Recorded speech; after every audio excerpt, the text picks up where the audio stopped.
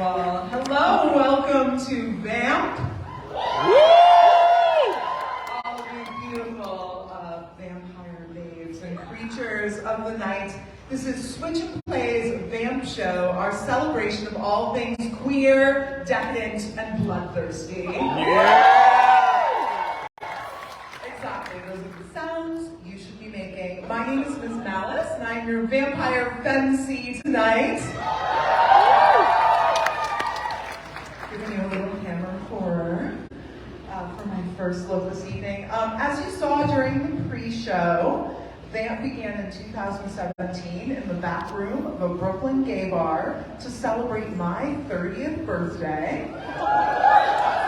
Don't do the math, don't do the math. And it is so immensely wild and beautiful and exciting that tonight VAMP 6 is taking place right here. So we're not only saying welcome to VAMP 6 tonight, we're saying welcome to Switch and Play's Lincoln Center debut weekend. So to begin tonight's Bloodfest, a little framing. Why vampires, right? So firstly, queers love spooky shit because spooky shit is really gay. Witches, ghosts, vampires, the supernatural, they fuck shit up. They represent queer resistance, they unleash chaos and threaten to disrupt cis-heteropatriarchy, reason, rationality, etc. And of all spooky creatures, vampires are arguably the gayest. Consider, 1, they are supernaturally hot, as we all are. Look at you tonight, I see the looks. They're associated with extravagance, deviance, and decadence. Check, check, and check. 2, subversive gender expression, exaggerated, over the top, aesthetically intentional, and aesthetically superior. Like, they are not shopping at the Gap. We're talking velvet, chiffon, leather, and lace, gay textiles only. They occupy their own queer temporality. Society is all like cis-het imperatives, birth, marriage, reproduction, death. Cycle. Scary. That's scary. And vampires are like, How about eternal life, kinky hot sex, love affairs that span centuries, incredible hair, and a flourishing nightlife scene. Relatedly, nocturnal. We're talking about reasons why vampires are getting. Okay. What do you all like, go to bed early? Okay, couldn't be me.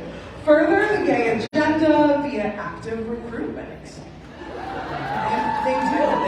They are actively recruiting. They are creating chosen family instead of living according to patriarchal kinship structures. And then, of course, we have the vampire bite, a transgressive, erotic act that challenges cis-het notions of sex, gender, and the body. There are a million ways that we can interpret the act of the bite, but every last one of them's gay as hell. So take your pick.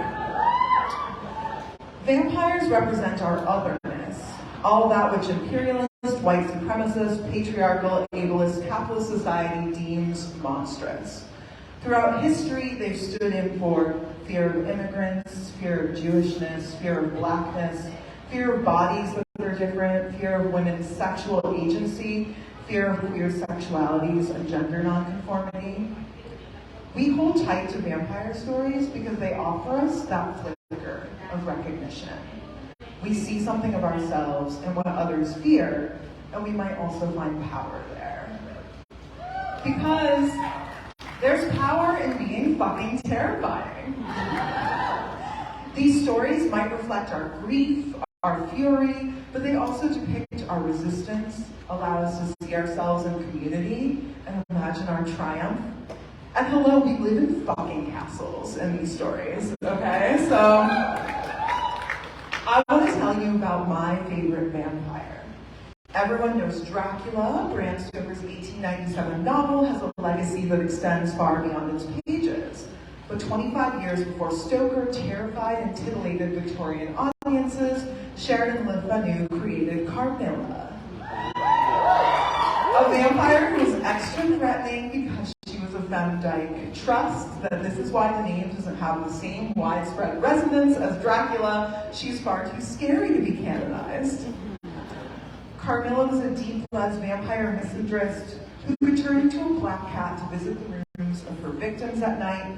And yes, I do have a black cat named Carmilla. Thank you for asking. She definitely was not interested in marriage or men, but she was really into hanging out with pretty girls, brushing their hair, sighing loudly and meaningfully into their direction, telling them that they could never, ever leave her. It's extremely romantic. You have to read it to get it. If you know, you know. She also really liked chocolate and sleeping in, which is relatable. I love her, and I love the many, many vampire B-movies she inspired. The Vampire Lovers, Shiver of the Vampire, The Blood-Spattered Bride, just to name a few. The disruptive and sexy power of Carmilla and her legacy has meant so much to me. She's given me the license to imagine myself and my own power and pleasures. But some have argued that these stories replicate normative structures rather than challenge them. These plots do often follow the pattern of the predatory lesbian, the predatory queer, being tracked down and killed by the forces of order. But I think that those of us who are other read differently. We learn early on to read between the lines.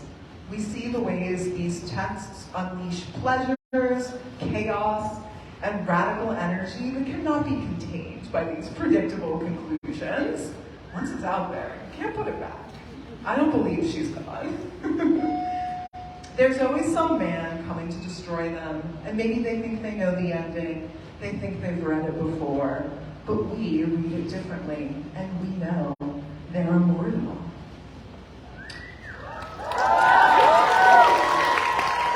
So tonight, we are celebrating magical undead beings, all things decadent and bloodthirsty, and a queer revolution with tea. Are you ready for this?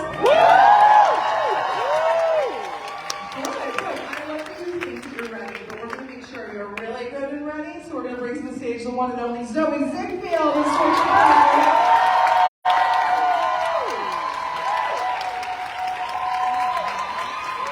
And we're really going to show you how it's done, but first Zoe's going to move these objects out of our way because we can't have anything obstructing your view of the body, am I right?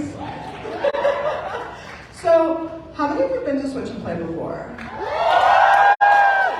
Or at other many venues? How many of you were with us at Brandon Saloon? Any first VAMP attendees here? Oh, yes, cute. All right, well, we're still going to show you how it's done. For everyone who's seeing Switch and Play for the first time, make some noise.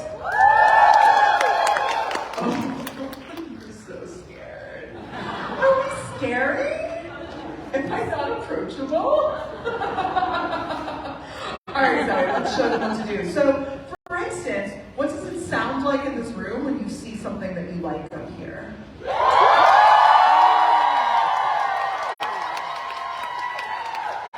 I give them a little ass shake over there. They need to be louder. How about over here?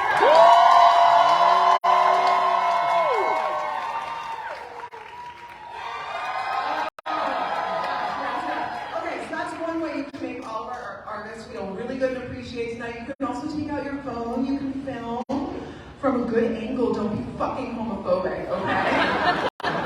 We've got some really good lighting, so I guess you don't have to filter it that much, but I do like to look like a floating pair of lips and eyes. If you're wondering my preferences.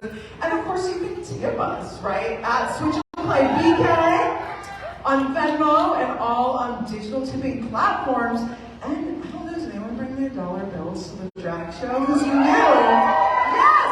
Okay, let's get that tipping demo track. I think you know what to do. You can approach approach the stage if you would like. We also love athletic throws. Like, ooh, we'll be so impressed. Even if you don't make it, we'll be like,